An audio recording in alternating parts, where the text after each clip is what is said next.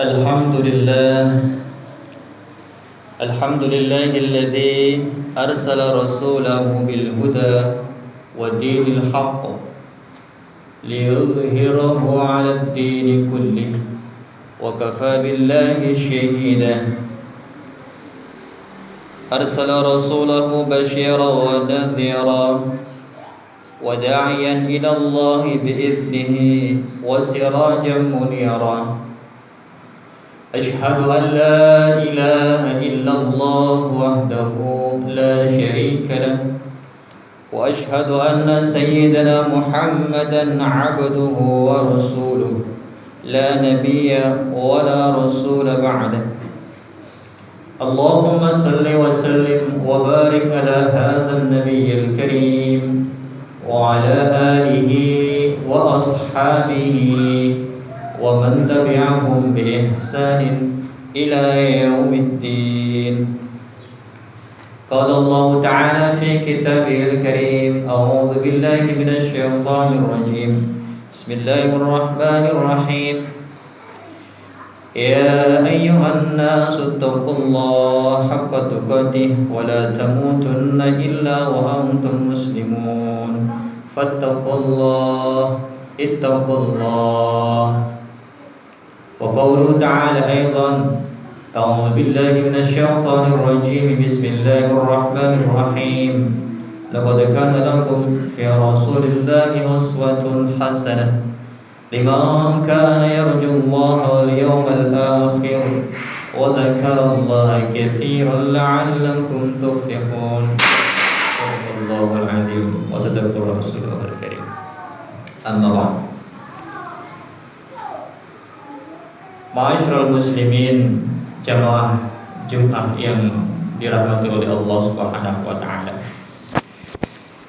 Terlebih dahulu marilah kita panjatkan puji dan syukur kita kehadirat Allah Subhanahu wa taala atas segala nikmat yang Allah limpahkan kepada kita. Sehingga pada siang hari ini kita masih diberikan kekuatan oleh Allah. Kekuatan iman dan juga kekuatan Islam. Kekuatan untuk memotivasi kita, mendorong kita untuk senantiasa taat kepada Allah Subhanahu wa taala, menjalankan perintah Allah Subhanahu wa taala, memperkuat keimanan kita kepada Allah Subhanahu wa taala. Sembari kita mengaturkan rasa terima kasih kita, rasa syukur kita atas segala nikmat yang Allah limpahkan itu, tak lupa kita ekorkan dengan lisan kita dengan bacaan hamdalah agar supaya senantiasa nikmat yang Allah berikan kepada kita mendatangkan barokah dalam kehidupan kita di dunia maupun di akhirat nanti. Barokah di sini maknanya adalah mampu untuk menambah dan meningkatkan keimanan, ziyadatul taqwa wa ziyadatul iman. Salawat dan salam tetap tercurah kepada uswah kita Nabi Muhammad sallallahu alaihi wasallam, nabi terakhir, nabi pungkasan yang diutus oleh Allah Subhanahu wa taala untuk memperbaiki akhlak manusia, menjadi sosok teladan bagi umat manusia. Beliau adalah sosok teladan, suri teladan yang menjadi contoh terbaik bagi umat di akhir zaman.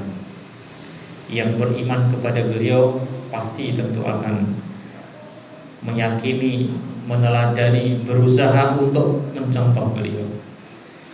Sebaliknya bagi orang-orang yang tidak beriman kepada beliau pasti akan mencari celah-celah yang bisa dijadikan sebagai alasan untuk tidak mengimani beliau. Dan itu bukan akhlak seorang muslim, bukan akhlak seorang mukmin. Bulan ini kita berada di bulan Rabiul Awal, di mana bulan Rabiul Awal merupakan bulan Maulidun Nabi, Maulidur Rasul, bulan kelahiran Rasulullah sallallahu alaihi wasallam. Kelahiran Rasulullah sallallahu alaihi wasallam atau hadirnya sosok Rasulullah sallallahu alaihi wasallam sebagai nabi akhir zaman sudah banyak dikisahkan, diceritakan, diprediksi dalam kitab-kitab terdahulu. Orang Yahudi, orang Nasrani, mereka semua meyakini akan hadirnya nabi akhir zaman. Bahkan secara jelas dalam Al-Quran disebutkan ya'ti rasulun min ba'di ismuhu Ahmad. Ketika Nabi Isa alaihissalam menyampaikan kepada umatnya bahwa kelak di akhir zaman akan datang seorang rasul setelahku yang disebut oleh beliau bernama Ahmad. Itulah sosok Rasulullah Sallallahu Alaihi Wasallam atau Nabi Muhammad Sallallahu Alaihi Wasallam sebagai Nabi akhir zaman yang menjadi pamungkas penutup khatamul anbiya wal mursalin. Kita sebagai umat Islam, sebagai umat beliau, setiap kali mendengar kata Rasulullah Sallallahu Alaihi Wasallam, senantiasa kita diperintahkan untuk mengiringkan dengan Sallallahu Alaihi Wasallam, salawat kepadanya, agar itu akan kembali kepada kita sebagai orang-orang yang beriman, dan kita senantiasa mengharapkan syafaat Rasulullah Sallallahu Alaihi Wasallam besok di hari yaumil qiyamah.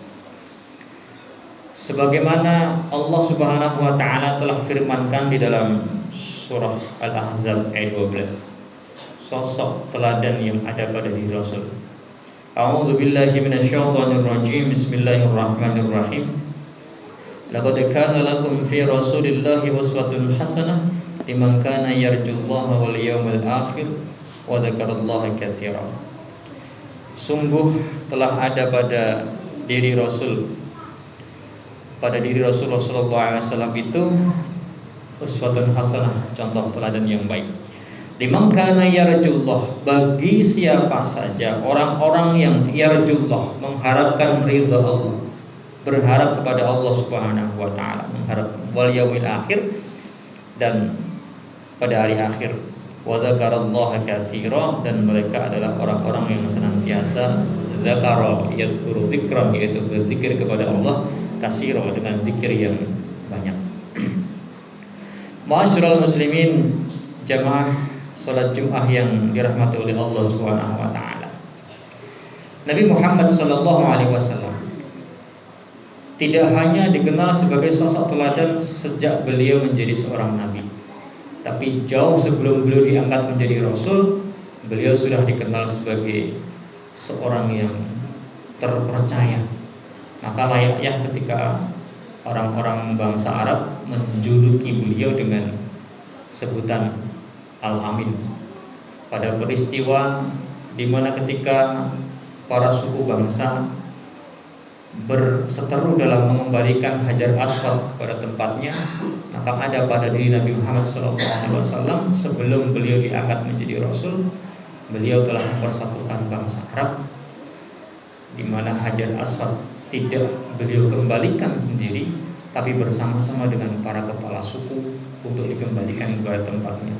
Itulah kemuliaan akhlak Rasulullah SAW yang digambarkan oleh Allah Subhanahu wa taala. Kana khuluqul Quran wa innaka la'ala khuluqin 'adzim. Sungguh ada pada diri Rasul itu adalah khuluqin 'adzim, akhlak yang agung. Maka tidaklah menjadi hal yang salah apabila Rasulullah SAW diutus oleh Allah, innama bu'istu liutammima shalihal akhlaq. Sungguh aku diutus untuk umat manusia ini dalam rangka untuk memperbaiki shalihal akhlak yang soleh, akhlak yang mulia. Di mana dalam sejarah kita ketahui bahwa pada masa itu bangsa Quraisy sedang berada pada satu masa yang disebut dengan zaman jahiliyah, zaman kebodohan. Ka'bah yang menjadi warisan umat manusia, yang menjadi warisan Nabi Ibrahim alaihissalam, yang menjadi menara tauhid, justru diisi dengan semacam berhala, menjadi semacam museum berhala di sana. Itulah yang tugas berat Rasulullah Sallallahu Alaihi Wasallam untuk mengembalikan kembali fungsi Ka'bah sebagaimana mestinya. Haji yang ada pada waktu itu bukanlah haji untuk menyembah Allah Subhanahu wa taala, tapi dengan tujuan-tujuan yang tidak tepat, tujuan-tujuan yang lain. Semenjak beliau masih kecil, masih muda, belum menjadi rasul, beliau sudah dikenal sebagai sosok yang hanif, yang lurus, yang tidak mengikuti tradisi dan kebiasaan orang-orang Quraisy, yang mana orang-orang Quraisy itu terbiasa dalam kemaksiatan, terbiasa dalam kejahatan, terbiasa dalam keburukan. Tapi Nabi Muhammad SAW tidak pernah mengikuti hal-hal demikian. Sehingga karena beliau tidak mengikuti hal demikian, maka beliau merasa resah dengan kondisi itu. Sehingga beliau melakukan uzlah di Gua Hira, menyendiri di sana, bertahanus di sana, mencoba untuk mencari kebenaran. Di mana datanglah malaikat Jibril yang menurunkan wahyu kepada beliau, Iqra bismi rabbikal ladzi khalaq, khalaqal insana min 'alaq, Iqra wa rabbukal akram, alladzi 'allama bil qalam, 'allamal insana ma lam ya'lam. Ketika beliau diangkat menjadi rasul, disitulah lahir keteladanan bagi umat manusia, khususnya bagi umat Islam. Salah satu bentuk keteladanan yang dapat kita teladani adalah bagaimana beliau menyeimbangkan kehidupan antara dunia dengan akhirat, di mana kehidupan tidak hanya sekedar duniawi saja, tidak hanya sekedar akhirat saja, tetapi keduanya itu perlu untuk keseimbangan. Cuman keseimbangan ini bukanlah keseimbangan yang 50-50, namun sebuah keseimbangan yang lebih menitik beratkan kepada kehidupan di hari akhirat. Kebahagiaan yang kita cari bukanlah hanya kebahagiaan duniawi saja, tapi kebahagiaan yang kita cari adalah kebahagiaan akhirat, yang hakikinya adalah untuk mencari kehidupan yang lebih kekal di akhirat nanti. Dunia menjadi salah satu sarana untuk menopang atau menjadi salah satu pilar agar supaya tujuan akhirat kita tercapai. Maka ketika Rasulullah SAW sebelum menjadi Rasul, beliau dikenal sebagai seorang pedagang yang sukses karena beliau hidup bersama dengan Khadijah. Tetapi itu semua tidak ada artinya ketika beliau telah menjadi Nabi, telah menjadi Rasul. Sehingga apa yang beliau miliki, beliau manfaatkan untuk perjuangan dakwah Islam. Hadirin jamaah Jumat yang dirahmati oleh Allah Subhanahu wa taala. Bulan Rabiul Awal ini menjadi bulan refleksi bagi kita sebagai umat Islam untuk kembali membuka lembaran sejarah, kembali membuka kisah Rasulullah SAW, agar kita semua dapat mampu untuk mengambil hikmah dan manfaat dari kehidupan beliau. Maka marilah kita sebagai sosok kaum muslimin yang beriman kepada Allah, yang beriman kepada Rasulullah, yang senantiasa berharap syafaat Rasulullah SAW besok di yaumil qiyamah. Syafaat tidak akan dapat kita peroleh kecuali dengan mencintai Allah dan mencintai Rasulullah. Qul in kuntum tuhibbunallaha fattabi'uni yuhibbukumullahu wa yaghfir lakum dzunubakum wallahu ghafurur rahim. Katakanlah, jika kamu benar-benar mencintai Allah, ikutilah aku Rasulullah Muhammad SAW. Niscaya Allah mencintai kamu dan mengampuni dosa-dosamu, dan Allah Maha Pengasih, Maha Penyayang. Hadirin jamaah Jumat yang dirahmati oleh Allah, demikian khutbah singkat yang dapat kami sampaikan. Semoga bermanfaat, bisa untuk menjadi bahan renungan bagi kita secara pribadi, bagi kita selaku umat Islam yang senantiasa berharap syafaat dan ridha Allah Subhanahu wa taala.